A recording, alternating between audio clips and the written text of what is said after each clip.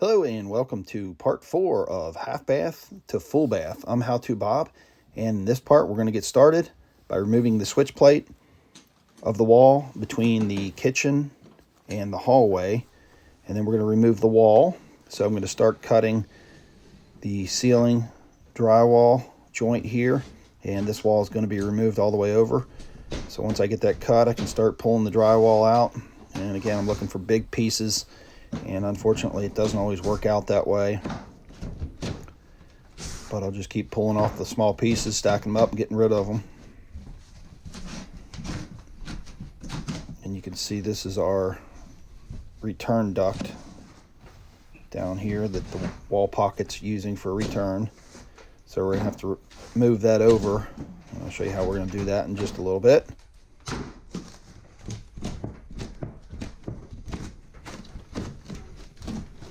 Okay, I've got my last piece here that I need to remove. Now I can start detaching the wires from the studs, and then put them out of the way, pull the electrical boxes off, and get all my wiring kind of out of the way. I'll just go through and pull all my wire straps off, and you can see this is the duct that I'll have to move over because we're going to get rid of the wall. So I'm going to remove these wiring boxes here from the studs. I should be able to reuse those. Just leave them hang for right now. And then I'm going to start cutting out the studs. The nails in the bottom of the studs have to go. And I'm going to remove this little chunk of wood here so I can get the wire out. And I'll do the same thing over here while I've got the studs fastened to the floor and the ceiling.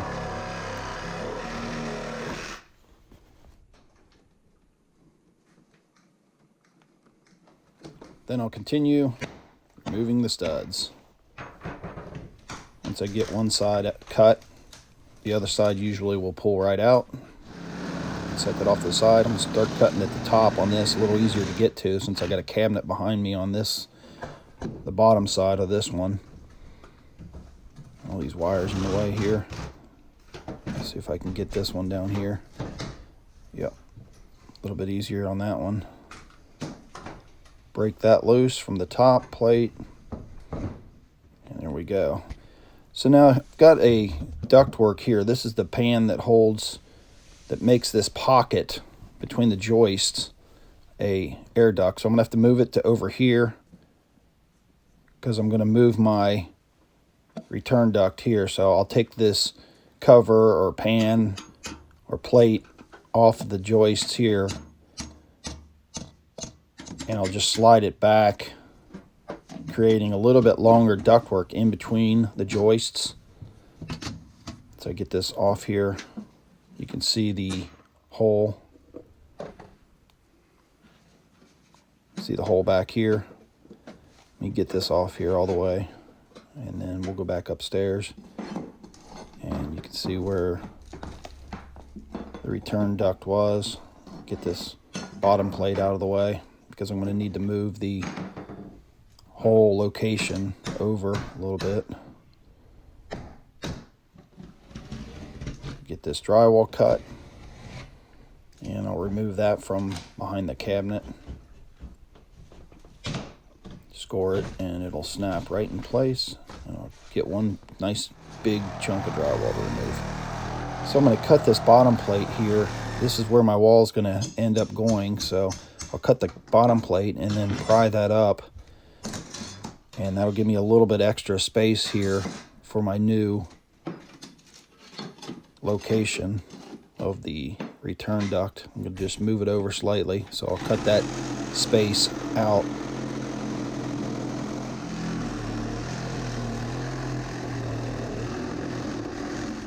Okay, now that I have it cut, I can pull my piece of wood out there, clean it up a little bit, and I want to measure to make sure I got enough room for the door here. My door is a 2.0, so I want a 26-inch opening, and that's plenty of room. So let's go back down to the basement, and you can see the larger hole now that we have, and I got to cover up part of the old hole just so I'll have something to screw the studs in the bottom plate to. And once I get this all screwed in, I can then go back upstairs and fill in the floor to make it level. But while we're down here, I'm going to go ahead and slide this pan or this plate into place. Tap it flat as I can, and then I'll nail it to the joists. A couple locations here. Trying to keep it as tight as I can to the joist so there's not any air leaks. Try to keep the duct system as tight as possible when I'm doing this. So I've got it nailed into place now. Now I need to fill in where I extended it with a piece of sheet metal. So got the leftover piece from what I used before. So I've measured it out, and I'm going to cut a piece, and that'll just go across the bottom of the joists just to fill in to make the pocket in between the joists part of the return duct. Once I get this cut, I'll go back downstairs, and I can slide that along the bottom. And again, all I'm doing is extending what was already there. So I'll cut these little tabs here so I can bend this up and over the little end plate here. And I'll put a couple screws in just to put everything together, hold it together tight. And I can put one more here in the middle. Let me get this bent over a little bit better. And then I can put one right in the center.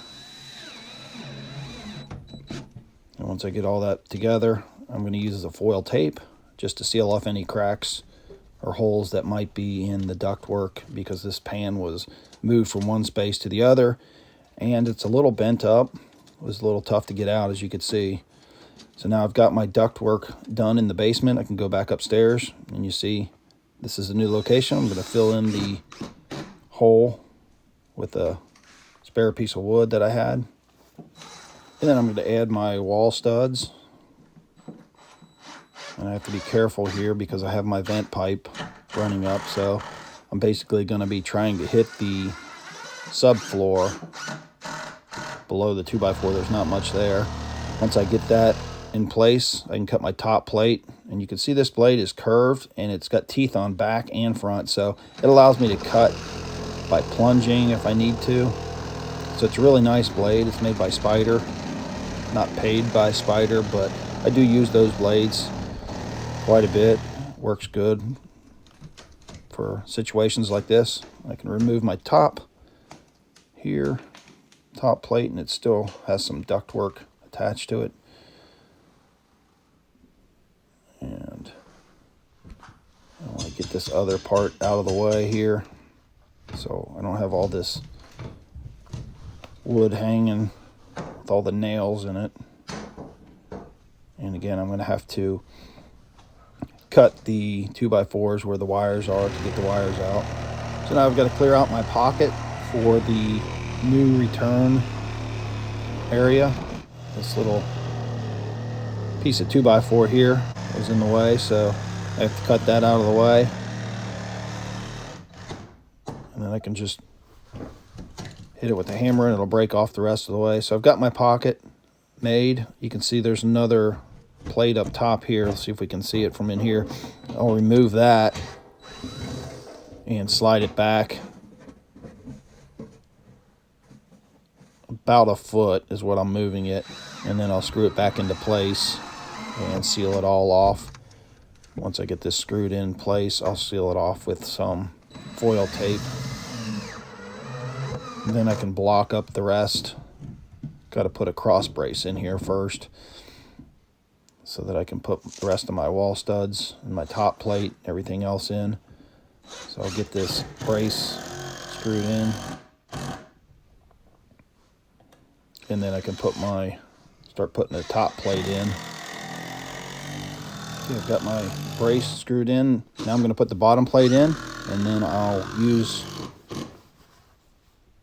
a level to make sure that my top plate is in line with the bottom plate, since I have to put my bottom plate here. And this is where my top plate's going to be. So I've got some wall studs cut. I'll put those in place.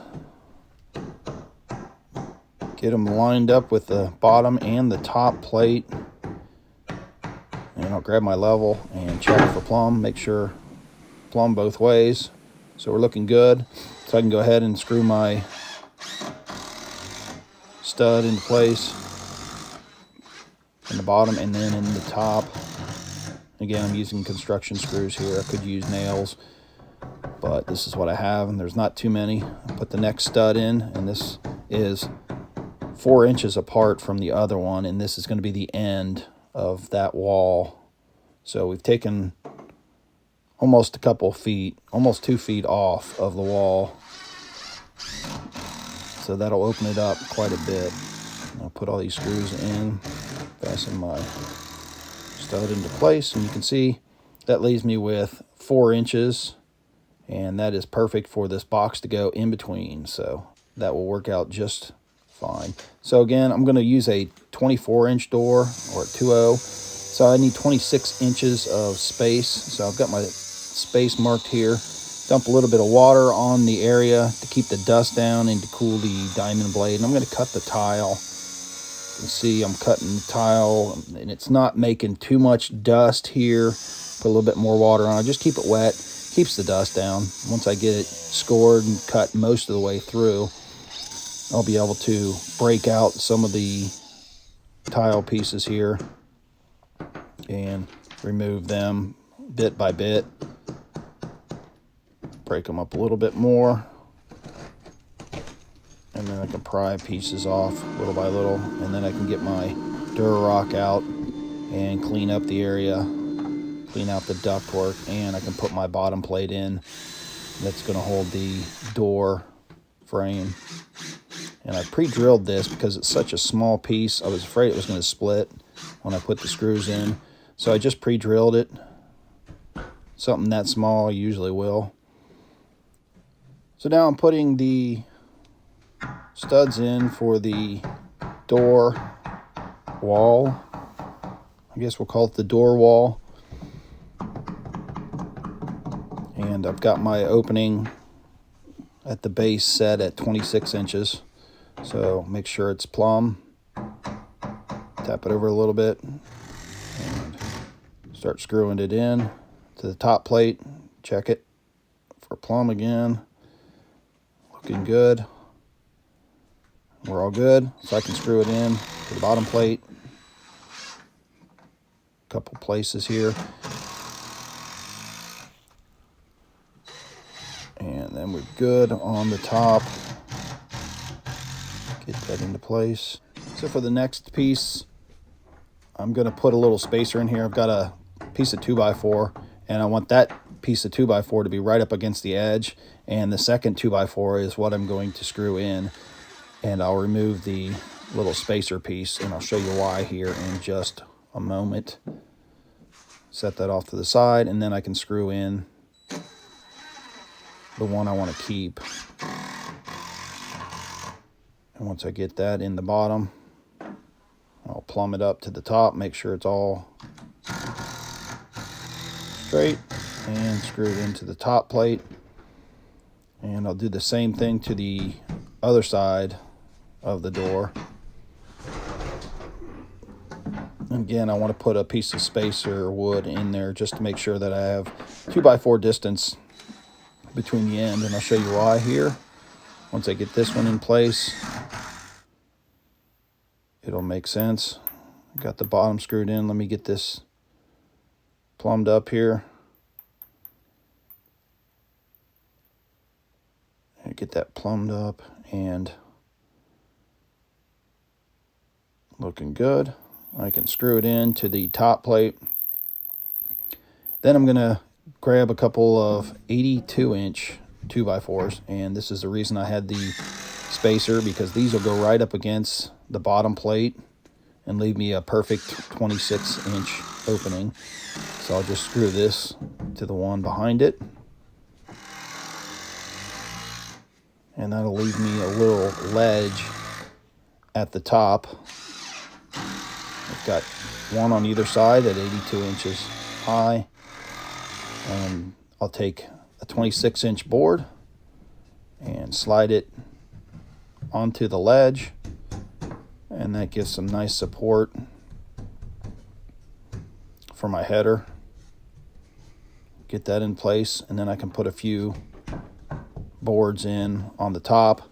Now normally, if you had a long wall, you would want to match this up with where the drywall is going to split, but in this case, this wall is so short, I can cut the drywall anywhere, because I'm not going to have a real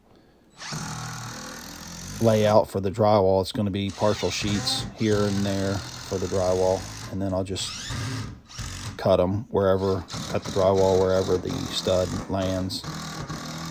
So I'll just screw this together here with my construction screws. Get all these screws put together.